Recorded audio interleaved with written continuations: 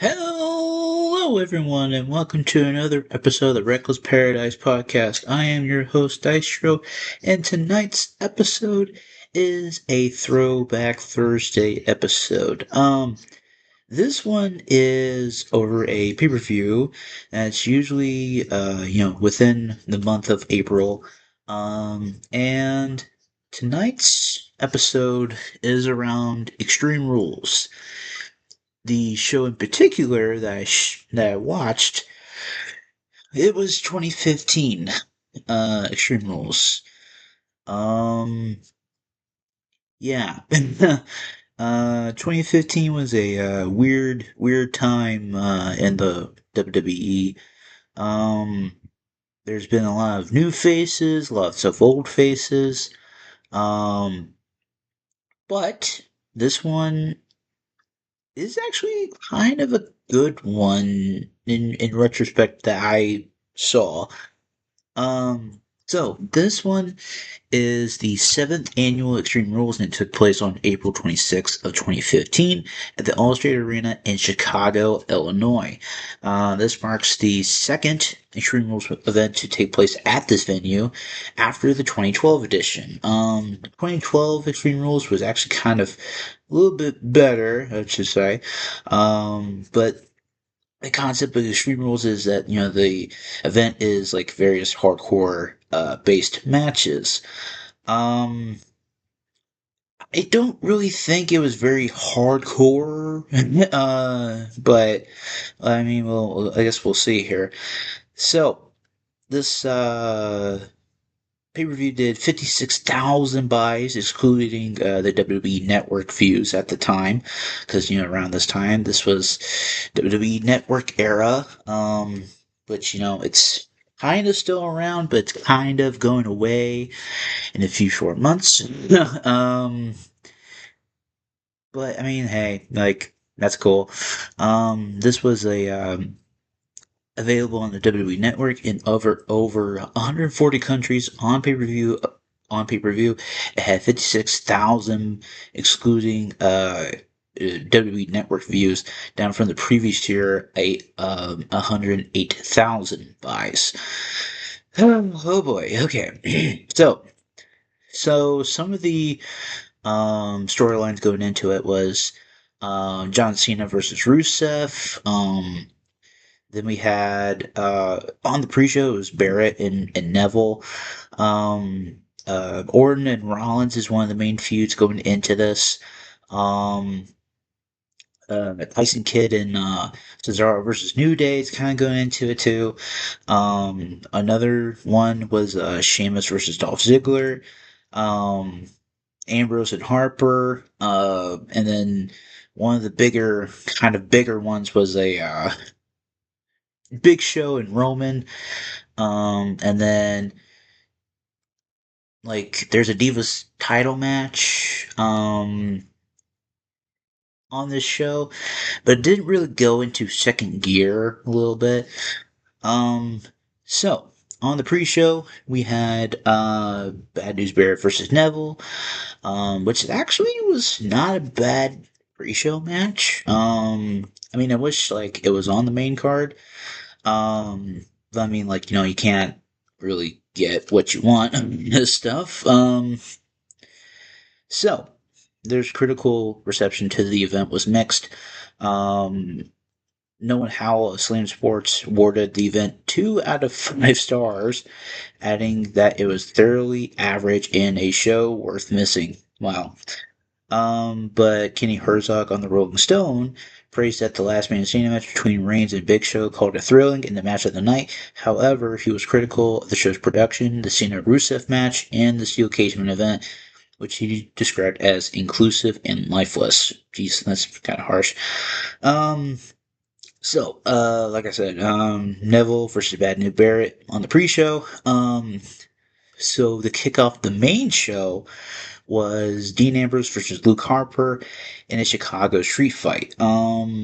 This was kind of I don't want to say it was like inclusive, but the Chicago street fight element, like as a whole, it like plays to both of their strengths because we know Ambrose is kind of a brawler, Luke is kind of a brawler too.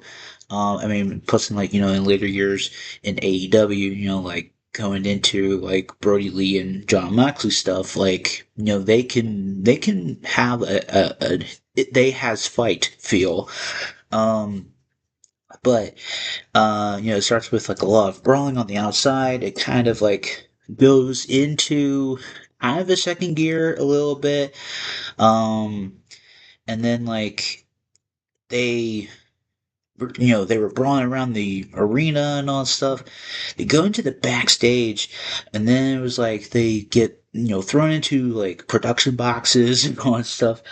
And then like Harper gets rid of Dean and he goes into a car that's just right there, and Ambrose like dives in after him, and then they just speed off, and it's like you don't see them till like I don't know, like, I think you don't see them until after the tag title match, I think, which is crazy.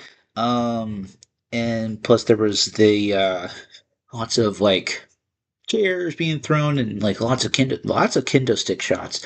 There was a lot of kendo stick shots. Um, Part of me was like, I'm like, okay, well, why did they have to go into the car and then like they just speed off? It just I don't know why they had to do that. But I wish they would have like what had JBL had said. Like I wish they would have like had like a helicopter shot on them like throughout the night, kind of being like, hey, like this is where they're at right now, sort of thing. That was like one little nitpick, but um, at the end of it, it was like it says 56 minutes and 10 seconds. I don't know how they could have been going for that long. Um, I mean, apparently, like the Chicago Street Fight in 2012, I know from Punk and Jericho, that went like I think 19, 20 minutes or so. Um, because like that was way better. It was way, way better. Um, and it was just encapsulated within the squared circle. Um, let's see here. Trying to look at the so like the Chicago Street Fight in 2012 between Punk and Jericho that went 25 minutes and 15 seconds. Like okay, like all right. Um, I mean, it could have probably been cut down like way in half of that because I don't know why they had to be like, well, we had to go into a car and then like just speed off and also and then plus like there was maybe two matches that they got through and then it was just like okay now we're back and then they finish it which is so stupid um so we go into the next match, which is the Kiss My Arse match between Ziggler and Sheamus. This was a continued rivalry that goes into SummerSlam in the next month or months, I should say, or so, um, because um, I know Sheamus had got back from injury, and he was like, I'm back, um, and then he just challenges Ziggler to a Kiss My Arse match. Um, I mean, it was okay. Like, it's not neither man's best work, I should say. Um, but I did like the physicality between Sheamus and Ziggler, and also plus Ziggler can bump his ass off for anybody. And plus like Sheamus with the cockadoo haircut and all that stuff. Like it's not the best. It's not the best haircut that he's had. But he does keep it for a long time until he grows it out again a little bit.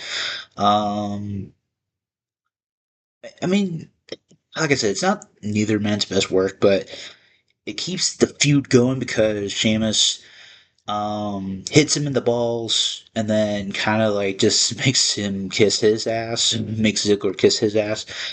Um, for to add more heat after getting beat. Um, then the next match on the card was New Day versus Tyson Kidd and Cesaro for the tag team championships. This was, without a doubt, I think the best tag team match of both of their careers here. Um, because if you think about it, this is like just kind of fresh off the cut, like New Day. Like they are kind of, I mean, they are heel, but they're kind of like kind of getting into that, kind of go away heat sort of mentality here. I mean, Xavier plays his role perfectly as the manager on the outside, kind of trying to get his troops, rallied up and all that stuff. And plus Cesaro and Big E, like two of the biggest, two of the best like strongmen on each team, and Tyson and Kofi kind of being the speedsters of the team. I mean, I wish it would have went a little bit longer. I mean, that could have been 2 out of 3 falls. Just saying. Because it would have like make a lot of people like kind of like being on the edge of their seat, being like a nail biter sort of thing. Um, I mean, not to say like down the line it could have been like that, but I know this title run for the New Day kind of goes, I think goes into 26, yeah, it goes into 2016. And then I know like kind of going into it, let's see. I'm trying to think like now. I'm trying to think now cuz the New Day first time like heel run tag team champs and all that stuff, like I know they wanted Extreme Rules, and then I know they lost it to um Primetime Players, and then they won them back at SummerSlam in 2015. Um, it's like, man, it's like trying to figure it out. Like, let's see here. Yeah, that's what I'm going with. Yeah, because I know New Day won it at Extreme Rules. They didn't hold it for very long until um SummerSlam. Well, they won them at SummerSlam, and then they hold it until I think the next year, going into 2016, as like the longest reigning tag champs, beating Demolition's record, which is freaking amazing. Um, which I mean, I don't think that can be broken at this point. But I mean, yeah, it was a solid tag team match. I wish it would have gotten the 2 out of 3 falls step. That's just me though. Um, the next match is John Cena versus Rusev in a Russian chain match. Basically, kind of like it's like 4 corners. Like you have to hit the turnbuckle to get the light to turn on and all stuff. Um, it was a lot of back and forth between like Rusev kind of getting majority of the heat. Um, I know like it's not the best chain match I've seen. I mean, it's like coming off the heels of WrestleMania 31. Cena beats Rusev, has the U.S. Open Challenge and all that stuff, which is still pretty good. Best part of Raw every week ever since they won the title.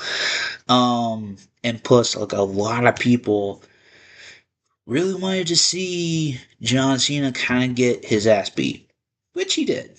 But there was a lot of innovation in this match that I think like carries over into Payback because there's the I Quit match that they had the next month, and I think like out of the three matches that they had, I think the I Quit match the next month at Payback was their best encounter. Because I know, because they did the almost the exact same formula with Bray Wyatt the in 2014, because they had John Cena win at WrestleMania. They had Bray Wyatt win at Extreme Rules. And then you had the tiebreaker between Cena and Wyatt at Payback, and it was Last Man Standing. Makes sense. Um, I th- I wish they would have like given Rusev like a win, like the win back sort of thing. Like like making like this is just me though. I wish they would have given like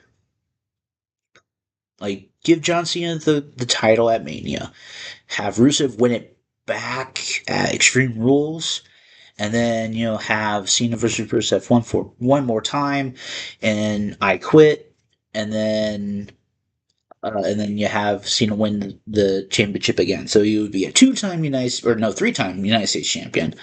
Um, and I think that would have been fine. It would have been fine.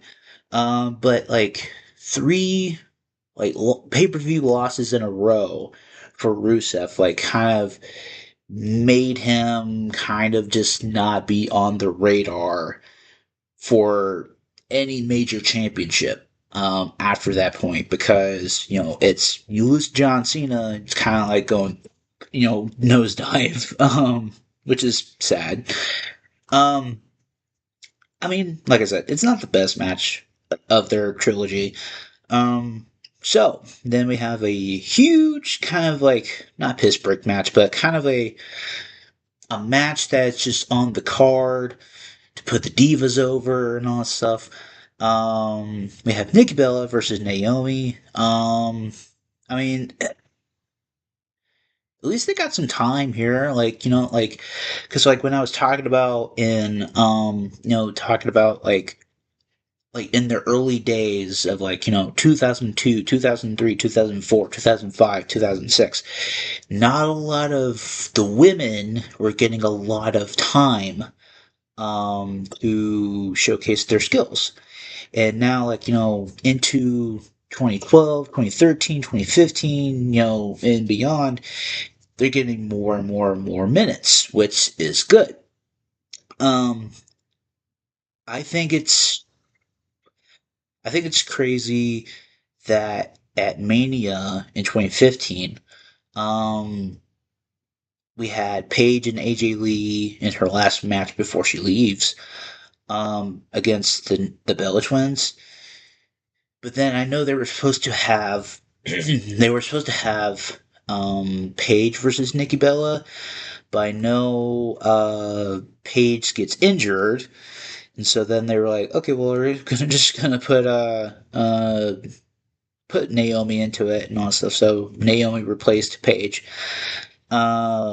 Which like okay, that's cool. I mean, Naomi showed out and showed up and showed out, so that's all that matters. But Nikki Bella retains, of course. Um, so going into the semifinal match, or yeah, semi ultimate match of the night: Roman Reigns versus Big Show in Last Man Standing. Um, I would say between this and the main event, this was kind of the match of the night for me. It was actually cool to see what Roman Reigns and Big Show could do in that Last Man Standing. Because Big Show is always like, I'm a giant and all that stuff, and like Roman's like, yo, well, I'm the big dog, bitch, and kind of just being like, it's still kind of like it's the Roman Reigns experiment where he's still getting shoved down our throats at this time, because earlier in the year he wins the Rumble, goes into Fastlane to beat Daniel Bryan for the WrestleMania spot, which should have been his still anyway. Goes into Mania that year, loses against Brock, and Seth Rollins because Rollins cashed in. And now it's like, what do you do with Reigns? Well, you put him into a feud with the Big Show and the Authority. Um, I would have. I mean, Big Show around this time, he was still kind of like semi-active. Still doing the Authority's bidding. With Kane, Director of Authority Kane. Um, it was interesting to like see like how mobile Big Show was at this time. I mean, like he could still take bumps, he could still give bumps, but it's like it's like what can he do besides doing like KO punch, maybe a super kick, maybe like a big boot, like whatever.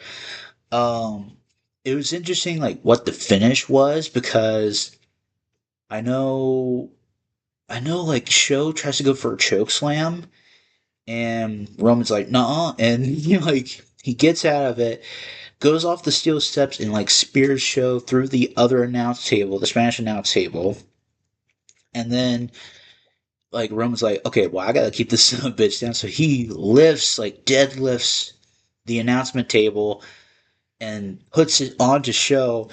I mean, Show could have easily like got out that rubble, but they were like, okay, like well, I guess we're just gonna have to take it home, I guess. But um, Roman, it's still the Roman experiment.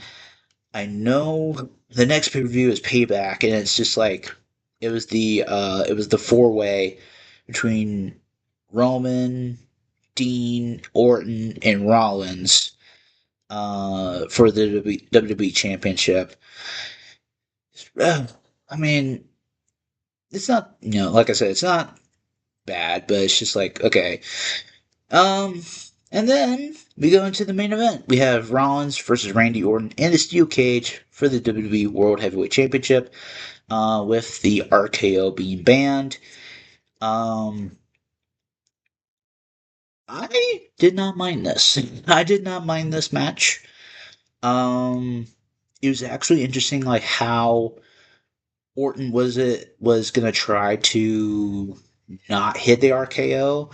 Um, I know like Kane gets involved. I know J&J Security get involved.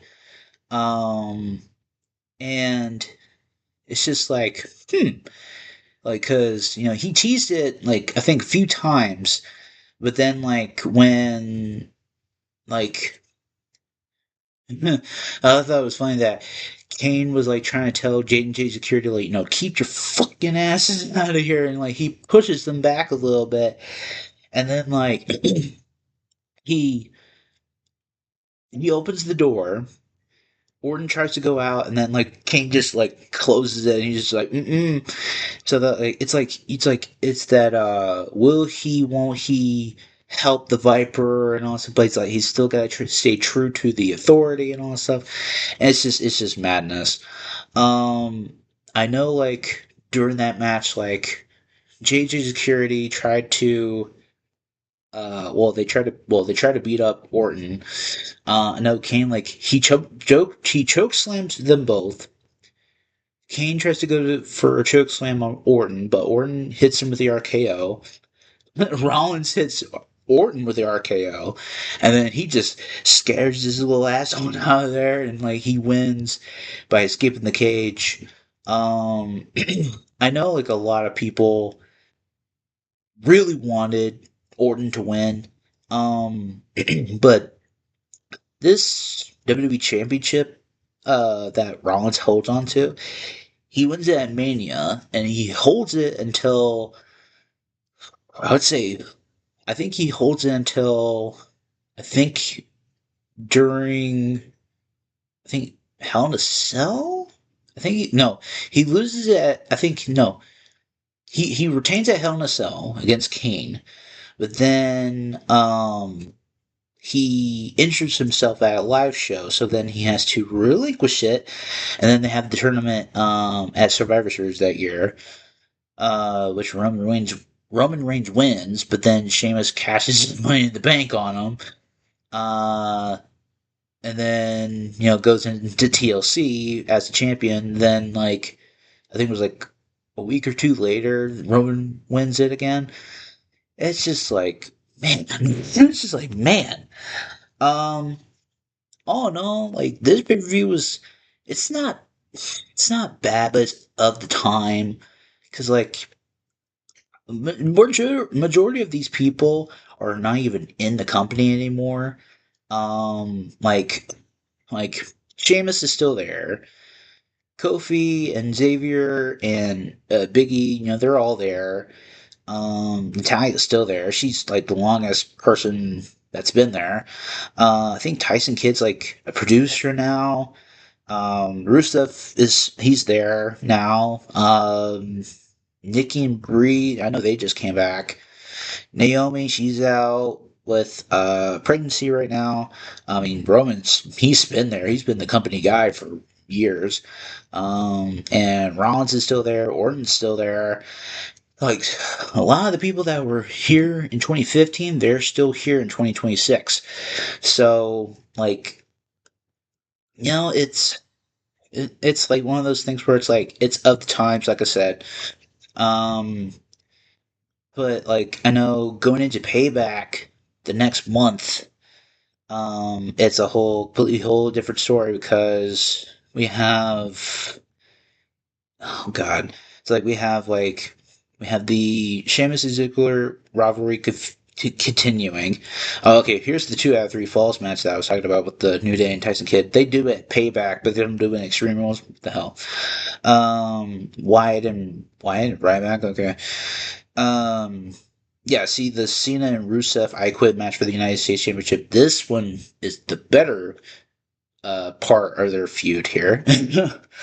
And then yeah, like Rollins, Orton, Dean Ambrose, and Reigns in the Fatal 4 Way for the heavyweight championship. But that is it for the this episode here. What did you guys think of this review? And let me know in the comments down below what you think of Extreme Rules 2015. So if you made it to the very end of this video, we do really appreciate it. And if you like what we do, subscribe to the channel and hit the bell icon for all notifications. Tonight's song of the night, it is going to be a Day to Remember song. It is going to be oh gosh, what is it? What is it? What is it? Okay, now I got it. The song from A Day to Remember is All I Want. Sorry, I was having a huge, brain fart there. It is All I Want, and there is a music video for it. And yeah, that's it. And I will see you guys next Thursday. Peace.